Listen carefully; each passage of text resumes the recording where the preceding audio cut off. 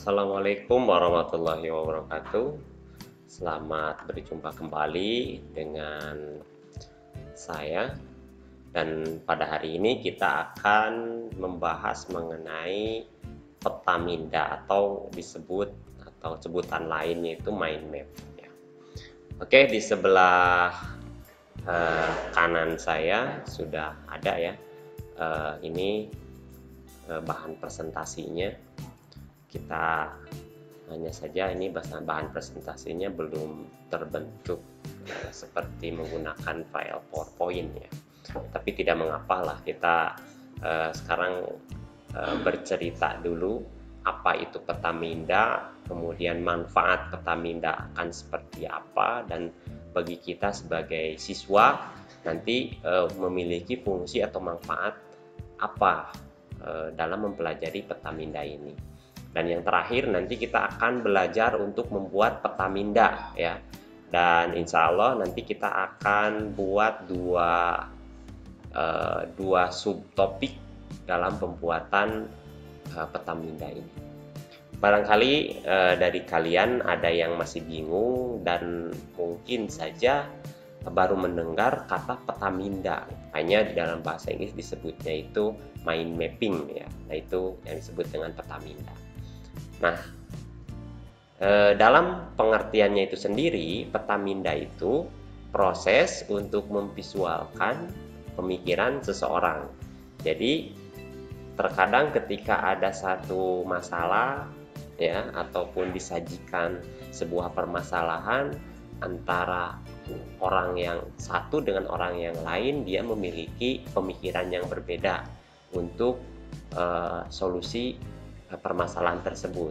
Nah, solusi-solusi tersebut itu dapat divisualkan atau dapat digambarkan menggunakan Petaminda. Kita simpulkan saja, Petaminda itu salah satu teknik untuk memvisualkan suatu ide, gagasan, konsep, cara berpikir seseorang. Itu adalah Petaminda atau mind map. Oke, kita lanjut. Nah, dalam aplikatifnya, pembuatan Petaminda itu bisa dibuat menggunakan software ataupun bisa menggunakan manual. Kita menggambar saja. Oke, seperti itu. Jadi boleh saja kita mau menggambar menggunakan kertas ataupun menggunakan software. Di sini dituliskan ada dua buah software untuk pembuatan Petaminda, yaitu ada FreeMind dan Xmind. Yaitu adalah aplikasi atau software untuk membuat Petaminda. Oke, kita lanjut. Nah, di sini kita perbesar saja. Di sini adalah contoh dari Petaminda ya. Jadi kita bisa membagi, misalnya ada alat transportasi. Alat transportasi itu terbagi menjadi beberapa jenis. Ada udara, ada darat, dan ada laut. Udara itu banyak sekali jenis transportasinya ya, ada pesawat, helikopter, dan lain sebagainya. Begitupun kendaraan atau alat transportasi darat dan alat transportasi di laut. Oke, mudah-mudahan sampai sini paham ya. Sekarang kita lanjut manfaat pembuatan Petaminda bagi kita ya. Sini menurut Bazan juga ya, metode Petaminda itu sangat bermanfaat sekali. Ini ada banyak, ada 8 manfaat ya. Oke, saya perbesar dulu. Yang pertama itu merangsang bekerjanya otak kiri dan otak kanan secara sinergis ya. Karena memang dalam hal mencari solusi ya dari satu permasalahan, tentunya kita harus berpikir. Contoh kasus seperti ini. Ketika kita mau berperjalanan, misalnya mau dari tempat A ke tempat B, tentunya kita memikirkan yang pertama menggunakan alat transportasi apa, kemudian rutenya atau jalurnya mau kemana ya. Yang terpenting kita ingin misalnya lebih cepat, efisien, ongkosnya murah, dan lain sebagainya. Nah, tentunya dengan membuat Petaminda ini, tentu otak kita disuruh untuk bekerja ya, sehingga merangsang, katakan di sini merangsang otak kiri dan otak kanan untuk memikirkan hal-hal seperti itu ya. Tanpa disadari sebetulnya kita pun dari mulai anak SD bahkan bocil juga sudah bisa berpikir seperti itu, bagaimana mencari solusi dari sebuah permasalahan dan lain sebagainya ya, tentunya menggunakan otak ya. Yang kedua itu membebaskan diri dari seluruh jeratan aturan ketika mengawali pembelajaran. Terkadang kita sebagai siswa itu sulit untuk menghafal ya. Nah, jadi hal yang harus kita lakukan untuk mempelajari atau menghafal pembelajaran atau materi itu kita harus memahami ya, mengerti dulu materinya apa, isinya apa dan sebagainya ya, itu memahami. Nah, itu cara kerja berpikir kritis ya. Dan nanti kita akan jabarkan atau akan kita simulasikan bagaimana cara belajar efektif untuk memahami sebuah materi dengan menggunakan konsep peta minda. Yang ketiga, membantu seseorang mengalirkan gagasan tanpa hambatan ya. Jadi tentu tadi menggunakan peta minda kita bisa memvisualkan ataupun menggambarkan ya konsep-konsep atau ide-ide yang kita miliki. Itu. Dan yang keempat, membuat rencana atau kerangka cerita ya tentunya ya. Jadi biasanya kita suka bingung ketika disuruh misalnya untuk mengarang ataupun menceritakan sesuatu hal ya. Yang paling sederhana itu misalnya ketika kita ingin membuat sebuah konten ya, baik itu untuk YouTube ataupun apa. Nah, kita bingung apa saja yang mau kita sampaikan. Kita awali dari mana yang akan kita sampaikan. Nah, menggunakan peta minda sebetulnya kita lebih mudah karena kita nanti akan membuat rangkaian dulu yang akan tersusun ya, dan kemudian nanti kita bisa menjabarkan per item dari kerangka atau ide-ide yang kita miliki untuk disampaikan di hadapan kamera atau dalam membuat sebuah konten. Yang kelima yaitu mengembangkan sebuah ide ya, tentunya ketika kerangka sudah dapat atau sudah terbentuk, berarti nanti biasanya per sub kerangka itu memiliki ide-ide baru dan jalan cerita baru, tentunya seperti itu. Yang keenam yaitu membuat perencanaan secara pribadi. Nah, ini biasanya digunakan secara pribadi ya. Misalnya begini, ketika kita mau merencanakan target, misalnya tahun depan kita akan membeli sebuah handphone atau Android, tentunya kita akan merencanakan dulu kan, dari mulai kita harus menabung, nanti menabung, target misalnya handphonenya itu harga 8 juta atau misalnya 10 juta ya. Berarti dalam jangka waktu 1 tahun kita harus mengumpulkan uang 10 juta. Nah, berarti 1 bulan kita harus menabung berapa? Nah, tentunya kita akan perinci lagi setiap harinya kita harus berapa nabung. Nah, itu adalah fungsi peta minda ya, peta minda. Jadi kita membuat perencanaan dari sebuah rencana yang akan datang. Oke, bisa dipahami ya, mudah-mudahan. Insya Allah, karena sangat mudah sekali lah kalau untuk membuat peta minda ini. Dan yang ketujuh yaitu meringkas isi sebuah buku. Nah, ini salah satu teknik cara belajar yang sangat efektif sekali menggunakan peta minda. Ya, terkadang kita suka pusing kalau kita melihat pelajaran dari satu buku itu banyak materi ya, dari satu pelajaran banyak materi dan materinya itu kan banyak sekali ya materi-materinya. Nah, menggunakan teknik peta minda kita nanti dimudahkan untuk memahami bahkan menghafal sebuah materi pembelajaran gitu. Nanti kita akan buat ya menggunakan peta minda ini. Yang terakhir yaitu menyenangkan dan mudah diingat, tentunya ya, mudah diingat dan menyenangkan. Oke, nanti kita langsung belajar di aplikasinya.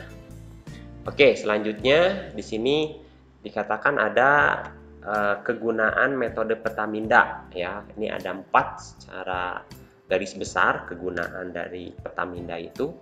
Yang pertama yaitu memberi pandangan menyeluruh pada permasalahan pokok. Ini biasanya penjabaran untuk mencari solusi dari sebuah permasalahan. Jadi ketika ada suatu permasalahan, tentunya permasalahan itu diuraikan terlebih dahulu, kemudian sumber masalahnya nanti seperti apa, dan nanti solusi yang paling tepatnya itu seperti apa ya.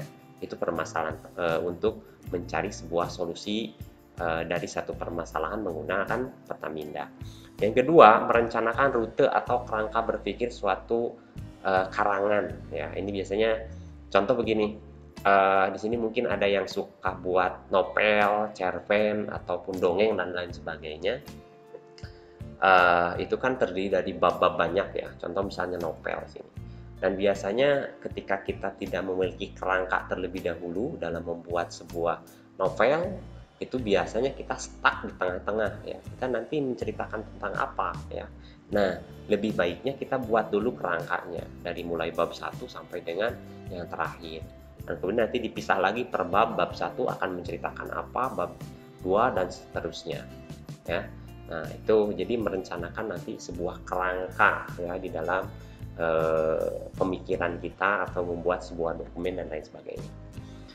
Yang ketiga yaitu mengumpulkan sejumlah besar data di suatu tempat ya. Tentunya ketika kita membuat sebuah peta minda berarti nanti ada banyak opsi atau pilihan-pilihan yang akan kita ambil. Tentunya kita harus memiliki data yang lengkap. Contoh, misalnya ketika kita ingin melaksanakan hiburan atau misalnya kita akan berlibur lah di akhir pekan, nanti pilihannya apakah kita mau misalnya ke kota, apa mau kita ke gunung, atau kita mau tamasya ke taman atau ke pantai. Tentunya dari 4 pilihan itu kita kalau ke pantai kita ngapain aja, kalau ke taman kita ngapain, kalau ke gunung kita ngapain.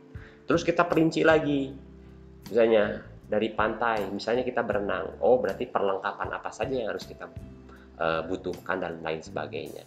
Nah itu ya, jadi mengumpulkan sejumlah besar data dari suatu tempat dan misalnya ada objek apa saja ya dan sebagainya. Yang terakhir adalah mendorong memecahkan masalah dengan kreatif ya, tentunya tadi. Jadi ketika satu permasalahan sudah terurai, tentunya kita sudah memiliki sebuah solusi yang paling tepat untuk sebuah permasalahan tersebut ya. Oke. Di video sebelumnya yaitu di algoritma pemrograman kita telah mempelajari mengenai konsep berpikir ya. Nah, ada yang disebut dengan masalah. Jadi masalah itu adalah perbedaan antara keinginan ya dengan kenyataan, itu adalah masalah. Seperti kita misalnya ingin mendapat peringkat 1 atau ranking 1 di kelas. Itu sebetulnya masalah. Dan solusinya apa? Ya berarti solusinya kita harus banyak belajar, banyak berlatih, banyak membaca ya dan lain sebagainya. Itu adalah solusinya. Oke.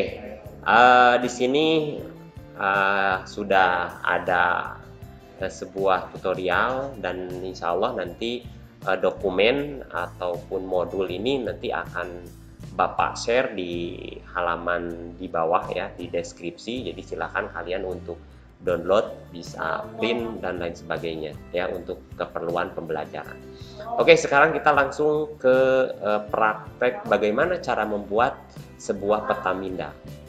Di sini saya menggunakan sebuah aplikasi untuk desktop atau komputer pembuatan peta minda. Nama aplikasinya adalah Premind ya, ini ya.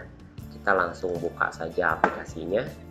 Jadi kalau kalian nanti ingin tahu aplikasinya download di mana dan cara installnya, insya Allah nanti saya akan buatkan sebuah tutorial ya, bagaimana cara mengoperasikannya dari mulai kita download, install hingga cara menggunakannya dan lain sebagainya ya. Oke, kita akan perbesar dulu supaya lebih enak ya. Nah, supaya jelas ya. Oke, sesuai janji saya, kita akan membuat sebuah peta minda. Yang pertama, bagaimana cara membuat peta minda ini menjadi sebuah latihan ataupun teknik menghafal suatu materi dengan sangat mudah menggunakan peta minda ya. Terkadang kita apalagi pembelajaran online sangat banyak sekali materi yang diberikan, modul-modul, dan itu membuat kita bingung ya. Bertanya kita susah juga bertanya ya. Hanya ada waktu-waktu tertentu dan sedikit sekali waktu untuk bertanya. Ketika kita browsing di internet juga kadang kita stuck bingung ya. Terkait apalagi kalau pelajaran-pelajaran eksak seperti matematika ataupun lain sebagainya, itu sangat sulit sekali ya. Tapi mudah-mudahan dengan menggunakan teknik peta minda ini kita mampu untuk menguasai sebuah materi dalam sebuah pembelajaran. Oke, saya akan simulasikan bagaimana cara belajar efektif menggunakan peta minda pada mata pelajaran misalnya dasar pemrograman ya. Seperti itu. Hal yang pertama kita lakukan adalah membuat dulu subnya. Bukan subnya tetapi lebih ke topiknya. Kita membuat sebuah topiknya terlebih dahulu ya. Oke, di sini kita akan buat topiknya dulu ya. Misalnya di sini kita akan belajar tentang ngoding ya, atau pemrograman dasar. Pemrograman dasar. Oke, seperti ini ya. Mudah-mudahan bisa lihat dengan jelas ya. Nah, misalnya pemrograman dasar. Oke, kita misalnya materi tentang pelajaran pemrograman dasar. Jadi, pemrograman dasar ini nanti kita akan buat sebuah kerangka. Di dalam mata pelajaran pemrograman dasar terdapat sebuah materi. Materinya adalah tentang algoritma. Nah, setelah kita bentuk sebuah topik, kita akan membuat subtopik ya, atau materinya. Ya, yang pertama materinya itu kita ambil satu materi saja ya. Contohnya materi tentang algoritma. Nah ini. Jadi pemrograman dasar itu memiliki materi satu, misalnya materinya adalah algoritma. Nah, di dalam materi algoritma itu terdapat ada dua submateri ya. Oke, yang pertama submaterinya adalah teknik penulisan ya, teknik penulisan.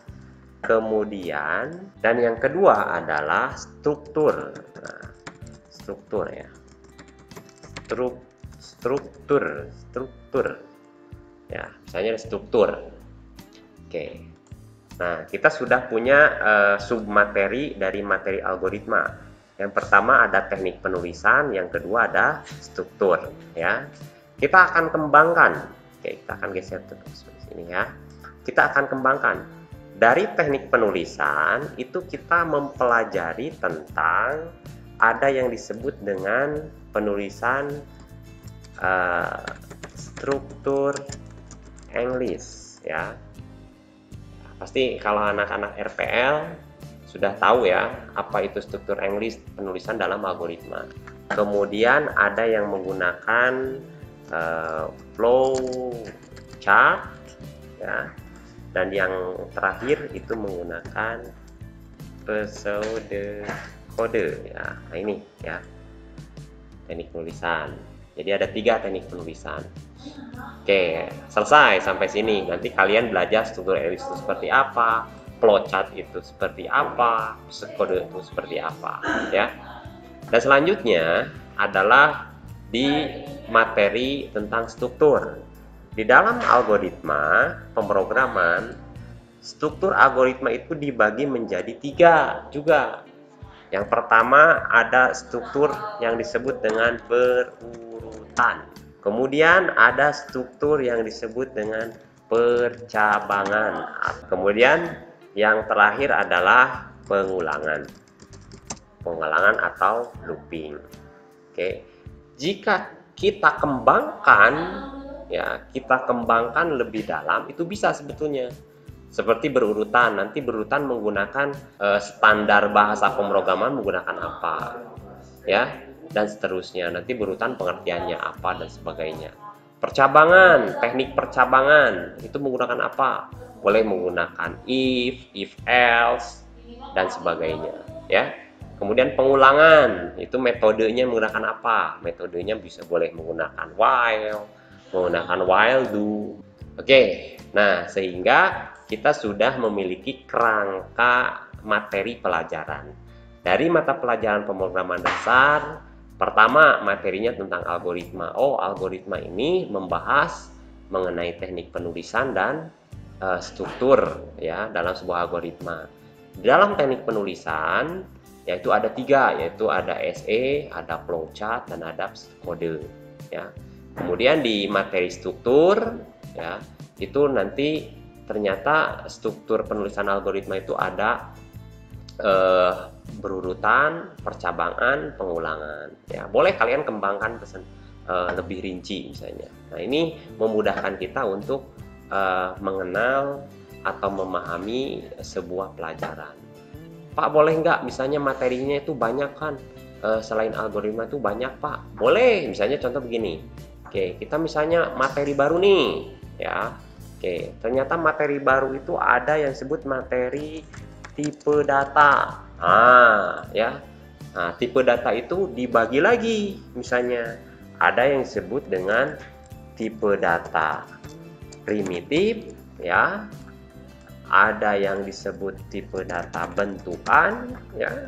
Nanti apa saja primitif itu ya, bla bla bla, banyak sekali ya. Nah, ini adalah cara membuat sebuah peta minda untuk menghafal atau memahami sebuah materi pembelajaran. Mudah-mudahan bisa dipraktekkan ya. Boleh menggunakan misalnya karton besar di rumah kalian, membuat peta minda untuk menghafal atau mempelajari suatu materi pembelajaran. Oke, sampai sini bisa dipahami ya.